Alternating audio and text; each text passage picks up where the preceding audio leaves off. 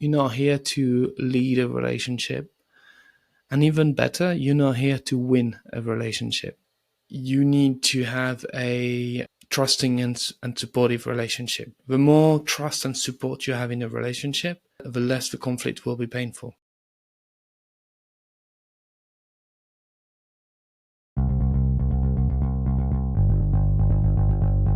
The Happy Healthy Human podcast will help you build your happy, healthy life.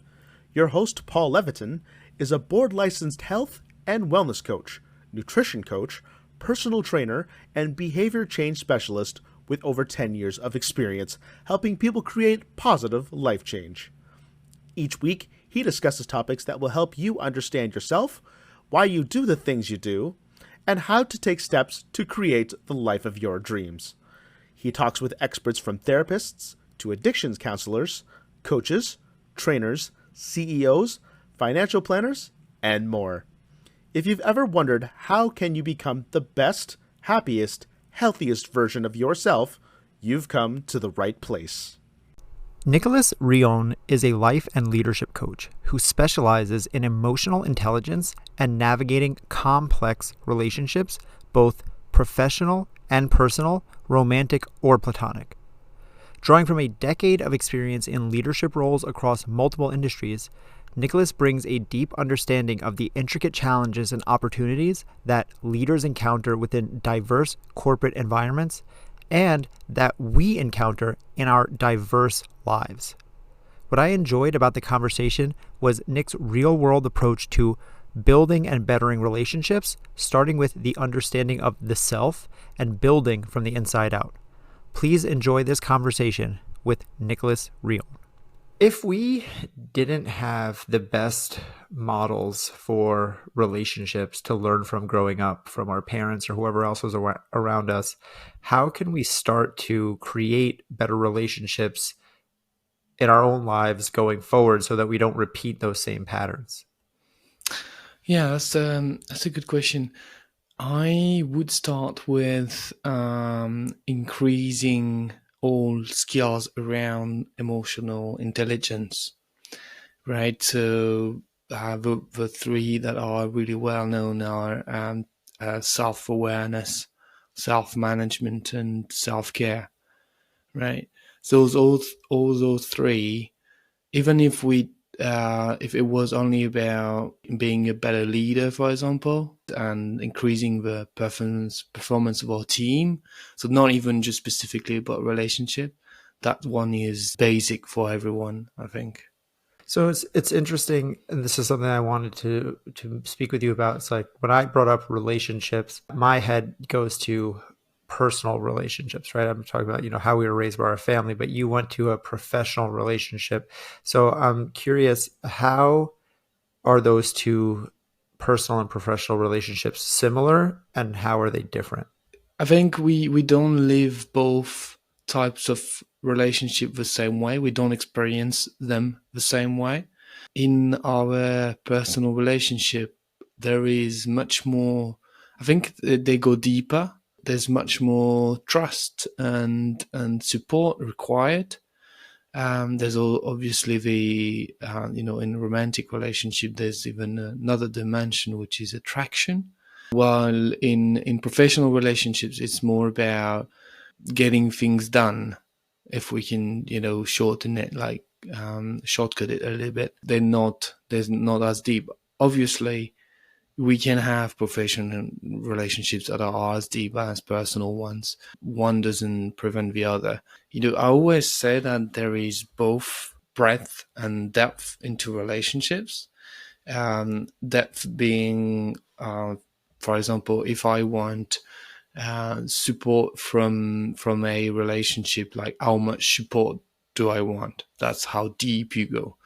And then the breadth is, okay, from a relationship I can get support, I can get lightness, like humor and all those things.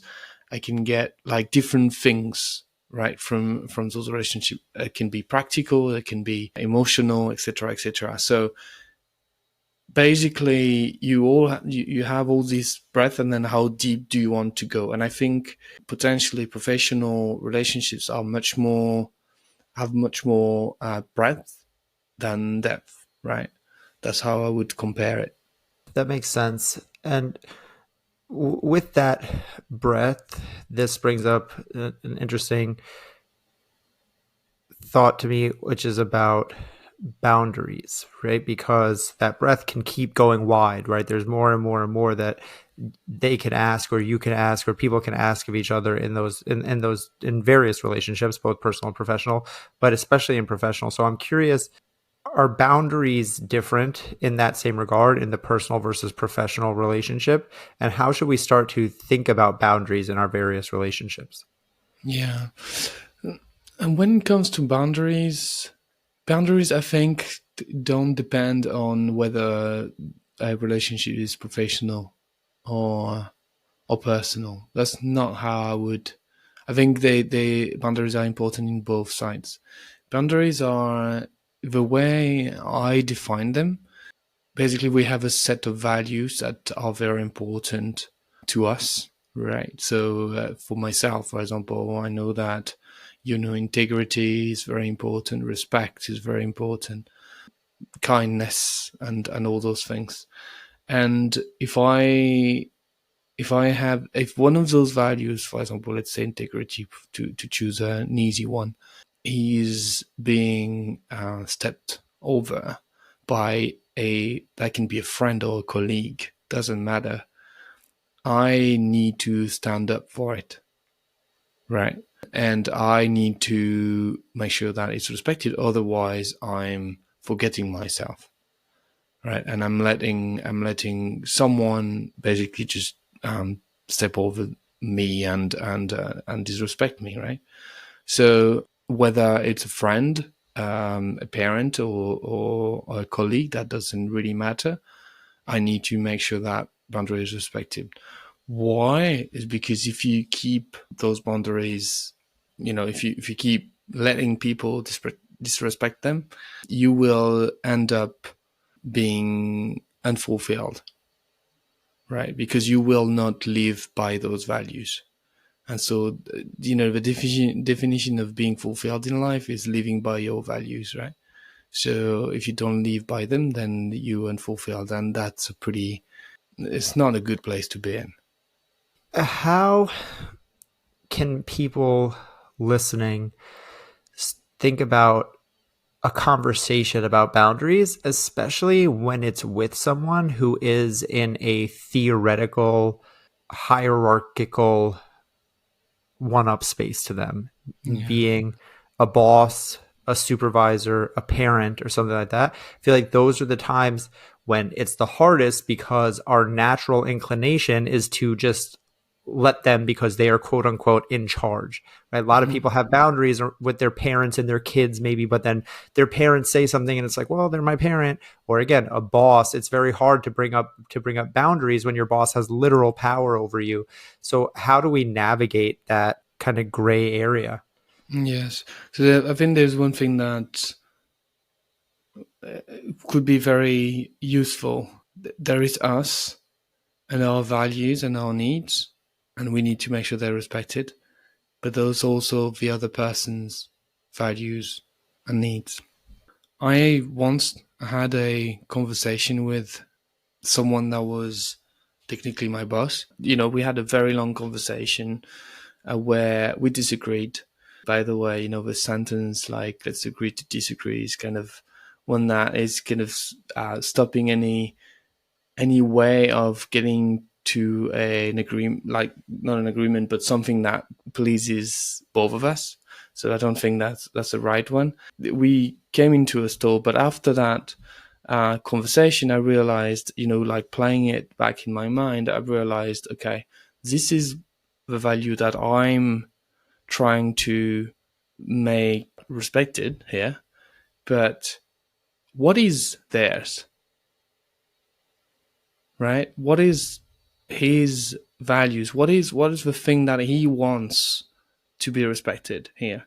And when you go like very deep into it and you try and understand and really listen for it, then you realize that my value was, I believe, integrity, I believe, or something like that.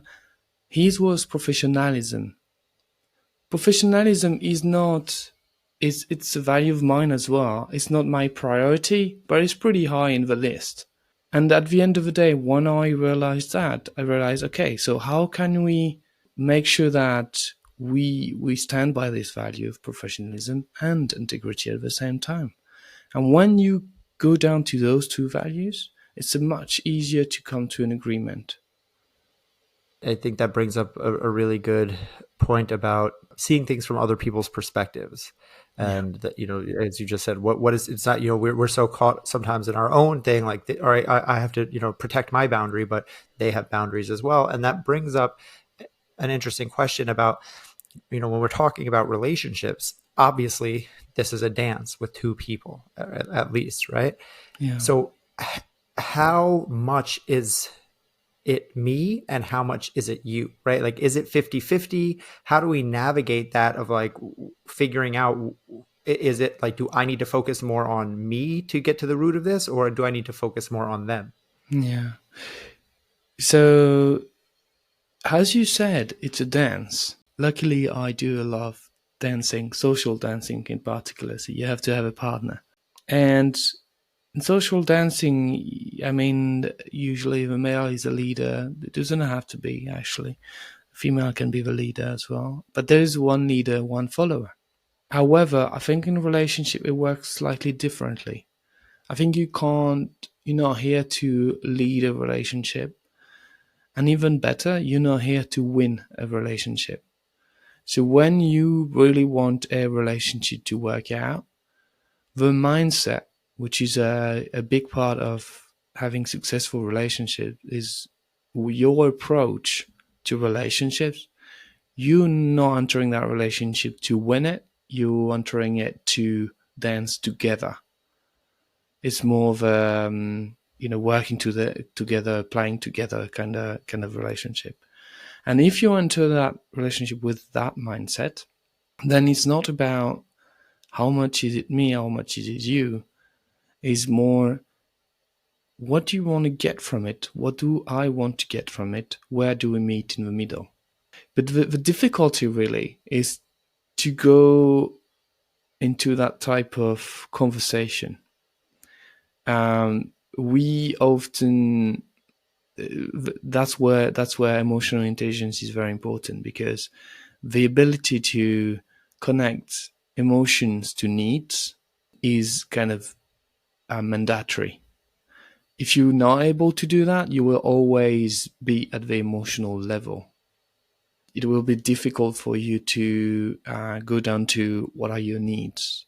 And if you're not able to do that, then it's hard to have a conversation, a cooperative conversation. It's, thinking win-win, right? We want to, this is not a combative experience. It should be a collaborative one.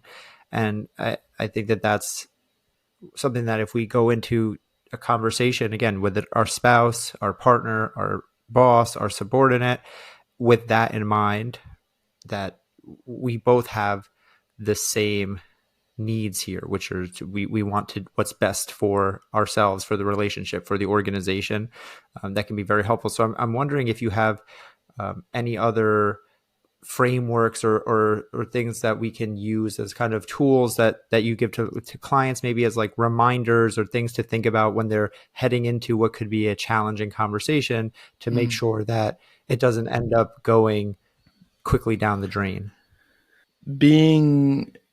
Approaching it, being the adult in the room, is always something that is useful. You were asking, how do you deal with when a boss actually has power over you? I like to approach a difficult conversation by saying, look, I want this relationship to work, and I really want us to kind of be able to work together and achieve what we're trying to both achieve at the end together. How can I help you? And then If obviously the person in front of you says, I need you to do this and that doesn't agree with you, then you can be, okay, again, like, I really want to help you. I want to understand why you need me to do this, because that's conflicting with this. Help me work this out with you. So again, you bring the other person into collaborating to find a solution, the right solution.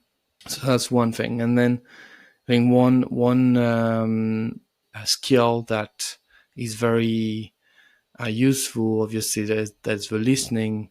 And what I like to say is listening with a genuine curiosity. So listening to understand. It's not listening to find a counterpoint. It's listening to understand. This is a really hard one because as you said, we don't learn that very early in our lives, right? And when our emotions get involved, then it's even more difficult. But this is something that is, like, I get so many times, even with many years working into that space, I still get sometimes like, damn, that's what they mean. That's what they want. If I had listened really carefully, I would have, understood that some time ago. And that would have saved like a lot of pain. It's so interesting, the power and the skill of listening, that a lot of people don't realize that it is a skill. As you said, like, real deep listening, empathetic listening. These are things that, coaches and therapists have to be trained on, right? Because we don't listen. We're usually just waiting for the other person to finish speaking so that we can then make our counterpoint, or so that we can then go say what we had to say. And this is something I love about podcasting, because it's forced me to really hone in on this skill. Also being a coach, something that I really had to work on over the years. And I'm not perfect at it, but the obvious thing to me, we should be listening, we should be using emotional intelligence and all of these things, and thinking win-win and trying to see from the other person's perspective, and all of that is great. But inevitably, when we're talking about communication, there are going to be a time when things devolve and we get into more heated conflict.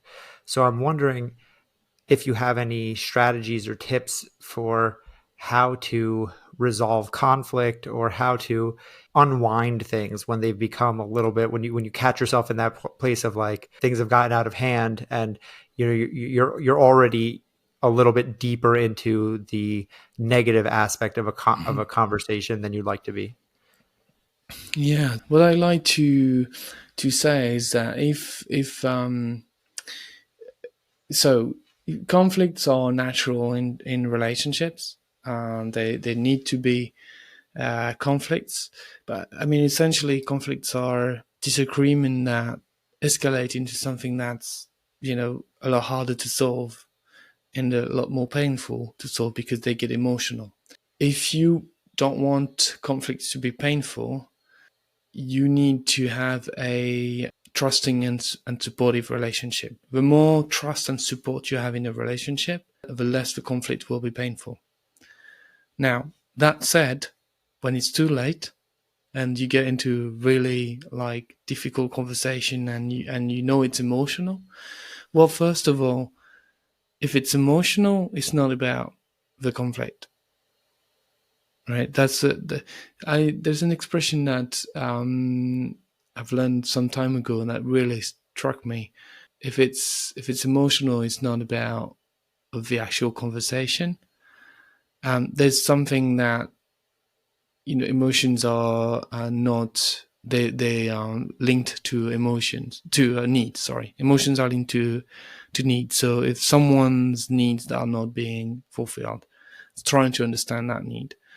Also, one thing that I like to say is emotions, the other person's emotions are not our responsibility. Our emotions are our responsibility. That stops here. Our only responsibility is to fulfill the needs of others if we can. So detaching yourself from the other person's emotions is very useful. I find, especially when you get into difficult conflicts, with difficult conversations. If it gets emotional, if it gets too difficult, I like to say you need to de-escalate, because, as you know, we are all subject to a certain extent to emotional flooding, which is the amygdala flooding our brain, our rational brain, with emotions. And when we're under that state, we can't think clearly, and so there's no point trying to argue at that point. De-escalate, make sure that you get out of that state so that you can have an actual conversation. That's what I would say.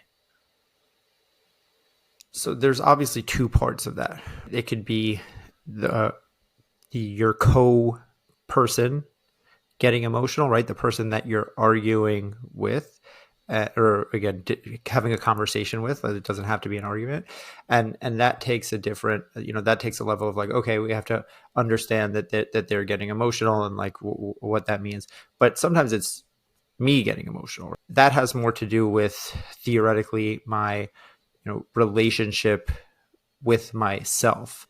Mm-hmm. And something I've heard you speak about in the past is what you call the inner saboteur. So I'm curious, what you mean by that, if you could define the inner saboteur and how that relates to how my emotions come across to others. Yeah. What triggers you? What is triggering you in that conversation? This is a part of self-awareness, right? You can be passionate about a topic, and there can be emotions in being raised when you talk about a particular topic. It's fine. You need to understand, though, what's triggering you. Why? Because you can't be controlled by your emotions. That's the first kind of point of failure of us as human, when we start making decisions based on emotional thinking. So you have to have emotions. It's very important. They're very useful, but you need to use them as data, right? And so what triggers you? What are you afraid of, right? And you talked about the inner saboteur. Inner saboteur is a little voice in your head, saying, well, if this happens, then, well, it's trying to protect you, basically. If this happens, then you're not going to be able to do this or that, right? Kind of self-talk. It's trying to protect you from change. So when the boss, for example, comes to you and say that your role is going to change, it triggers those kind of self-talk, right? Oh yeah, but if that happens, then either I'm not good enough, or I'm not gonna be able to reach my objectives in my career, or I'm gonna have less time to do what I like to do. Those are all kind of a negative self-talk and sabotaging talk, right? It creates fear in you, and then if you get kind of controlled by those fears, then you stop thinking rationally, and that's where like the conversation goes into fighting to get to your point, or fighting to achieve what you want to achieve, instead of kind of trying to understand what's behind it, right? That whole last bit really sums up the crux of the issue, and everything is safety. All of the things that we do negatively usually tend to be because somewhere in our subconscious is trying to keep us safe. So devolving into argument or whatever it is because we feel threatened or challenged in some way, mm-hmm. and we're trying to keep ourselves safe. But something interesting that you said there, that I'd like for you to expand on a little more is, you mentioned that, emotions are important in so much as we can look at them as data and not let them control us. But I feel like emotions and data are kind of the exact opposite, right? When people think of emotion, it's like it's supposed to be like emotional, and it's not about facts. It's about feelings. So how do we take that and flip it into where it's like we're taking the emotion out of emotion? So first of all, I'll give you another perspective, which is it's not the only data. So it's you've got the emotional data and you've got the rational data, right? And you need to use both. They're not fact, no, but they're still data. And what they are, they are. You need to feel them because first of all, it's part of you. So if you try, the expression of what you're trying to escape kind of lingers, kind of. I can't remember the exact expression, but if you try to avoid it, it's just gonna stick to you. So there's no point trying to avoid your emotions. Your emotions are in you, they are you, and you need to feel them all. There's a difference between experiencing your emotions and being controlled by them. As soon as you understand the need that's behind an emotion, your emotion loses strength, loses its grip on you. That's one thing that, when I learned that and when I tried, I was like, this is amazing. Because all of a sudden it's less of a weight. The data that is important is the need that is behind. So using it as, okay, I'm feeling frustrated. What is it that I'm missing here? Well, I'm missing comfort, or I'm missing relaxation, or it can be, I'm missing to be a quietness, for example. Like the need that you have, it's yours, and the frustration is data. And you're like, okay, so if this is it, how can I kind of adjust the situation to make sure that, I respect that need of mine. But at the same time, when you understand, for example, let's say it's a need for support and you're feeling frustrated, when you link both, that frustration loses a little bit of its grip on you. It's a little bit less strong, and then you can manage it better. So that's I think something that is very useful. It's a interesting paradox of, as you said, kind of like what you resist persists, right? That's the saying, That's right? the It's one. like, right, when you try to avoid something, you end up running head on into it more. Whereas by diving deeper into it and digging underneath the actual frustration, and you find out what is actually causing it, it actually can help release that thing. And so you're not caught in that same pattern over and over. But we go back to, that's when the saboteur kicks in. That's when the self-talk kicks in, because that's scary. Turning into the skid, right? When your car spins out, like your inclination is to turn the wheel the other way, but you're supposed to turn into it, right? So that you can take control back faster. But that's every inclination in our body goes against that. So it's the same thing with this, where it's like when we are frustrated or uncomfortable with something, we want to run away from it. So I'm curious if you have any techniques or prompts that you use with people or with yourself to help investigate that a little bit further, to kind of dig into it and get to the bottom of what is actually causing that frustration. Well, recognizing it is the difficult part. I think it's the most difficult part at the beginning, at least, because self-awareness has many layers, and if you've never done it, then it's like just being aware of that you're frustrated. It's gonna be challenging. When I work with my clients, it's the first kind of thing that we work on, which is increasing that self-awareness. And that can be, people like reflecting on, like, the day or the week, and being like, okay, what situations did I feel unwell? Just like I felt like it was painful, it was challenging, right? And what did I feel? And you can use the there's the emotion wheel of emotions, I think, something like that. That is pretty public knowledge now. If you Google that, it's like this, because like it's a big, there's so many different emotions that you can use, right? To describe it.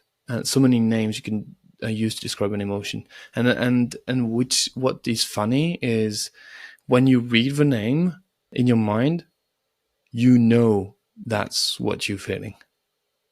Like this is a feeling that, oh, am I frustrated? Not exactly. Maybe anxious. And then, like you come to the right word, you're like, yes, that's it. Right? But that's not very important at the end to get the right word. What's important is you put your finger on it. To just train into putting your finger on it. That helps increase that self-awareness. Okay, so that kind of answers your question around like when people are frustrated, and obviously getting to understand how you feel is difficult. That's one exercise that you can do, right? And then after that, like the more you work on that, the more you create a habit, and then you will detect it more and more easily every time. I talk about this a lot on this show and everywhere that I talk. It's everything is the same, and these habits are just like a muscle in your body. The more you use them, the stronger they get. The more inclined you are to start noticing this stuff, the more it will become second nature. One of the things that I talk about a lot are the shoulds. I don't like that word should. Whenever people say it should be like this or something, I'm like, well, no, it shouldn't, right? The shoulds are something that I try to remove from my vocabulary. And because of that, I literally, if I say that word, it triggers in my brain. I stop myself. Like I'll mid-sentence, if I say like, yeah, I should be like, I'll like stop and say, well, no, I shouldn't. Like while I'm talking to someone. But that came with years of me having to reinforce that habit over and over and over. So it's not something that just like a switch that you just turn on, just like, the first time you lift a weight, it's extremely heavy. And then the next time it's easier. Then the next time it's easier. All of this stuff comes with constant repetition. So, I appreciate you giving us these techniques. I think the wheel of emotion is extremely powerful as well. And that is something, as you said, anyone can just Google it. I'll put the link in the show notes as well. So if anyone hasn't heard of that, it's a very powerful tool that we can use. The last question that I have for you, Nicholas, is the same question that I ask all of my guests, which is simply, if you had one action step that you could give listeners to start living a happier, healthier life right now, as soon as this episode ends, as soon as they take their headphones out, what would that action step be? That's a good question. The first thing that comes to mind is improve the listening. So one action that you can do like right away is really like the next time you have a meeting with a friend, you like put your mindset into, I just want to understand. I just want to listen. I don't want to help. I don't want to give advice. I don't want to, find a solution for them. I just want to listen and be there for them. Just that. I think that's a great tool.